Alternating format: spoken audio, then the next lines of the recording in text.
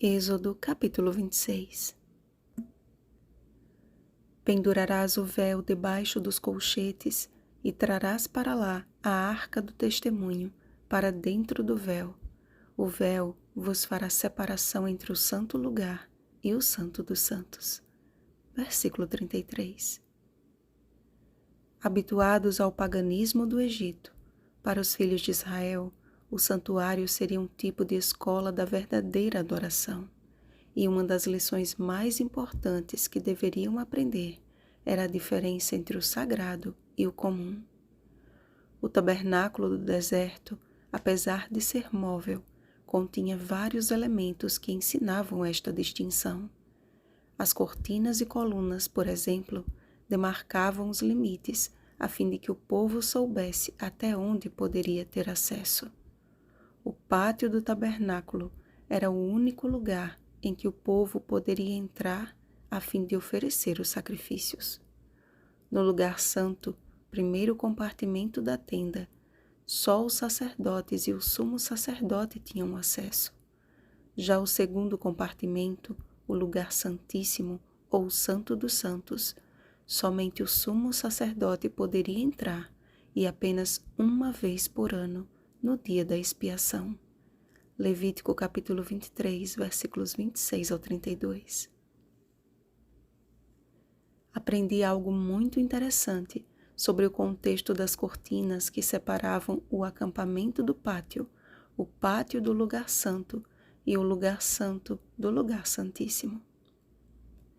A primeira cortina era chamada de caminho, a segunda de verdade e a terceira de vida. Atrás da primeira cortina, caminho, estava o altar do holocausto, representando a morte substitutiva de Cristo e a primeira atitude do converso, aceitar a redenção através do sacrifício de Jesus. Ali também ficava a pia da purificação, representando a Cristo como a água da vida, João capítulo 4, versículo 10, e o segundo passo da conversão, o batismo por imersão. Após a segunda cortina, verdade, estava a mesa com os pães da proposição, representando Cristo como o pão da vida, João capítulo 6, versículo 35. O candelabro, Cristo como a luz do mundo, João capítulo 3, versículo 19. E o altar de incenso, Cristo, o nosso único mediador, 1 Timóteo capítulo 2, versículo 5. O lugar santo é um símbolo da verdade que deve reger a vida do cristão na busca pela santificação, através do alimento espiritual diário pela palavra de Deus, de uma vida de oração e de fiel testemunho.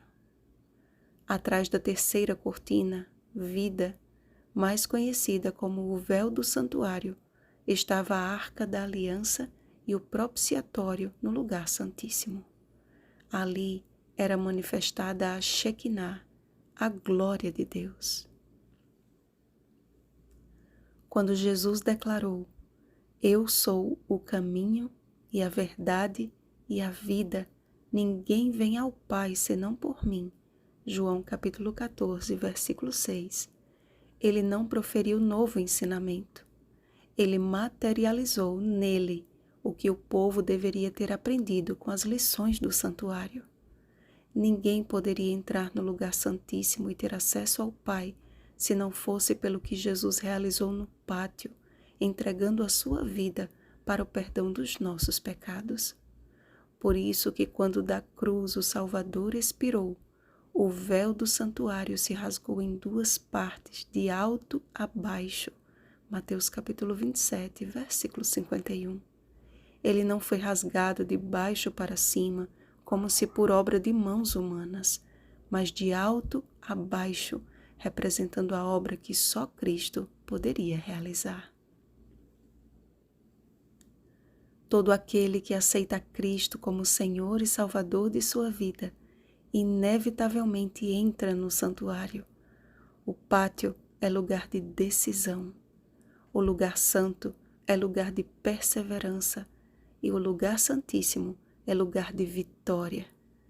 Precisamos avançar de um compartimento para o outro e entrar com Cristo no Santo dos Santos. Ele já garantiu a vitória por nós. Creio que foi olhando para o santuário que o sábio Salomão escreveu. Mas a vereda dos justos é como a luz da aurora, que vai brilhando mais e mais até ser dia perfeito. Provérbios capítulo 4, versículo 18. Pela fé naquele que nos comprou este direito a alto preço, atravessemos as cortinas do santuário e perseveremos até o dia perfeito em que o Senhor nos revestirá com sua glória. Vigiemos e oremos. Bom dia, remidos pelo Cordeiro de Deus. Oremos pelo batismo do Espírito Santo. Oremos uns pelos outros.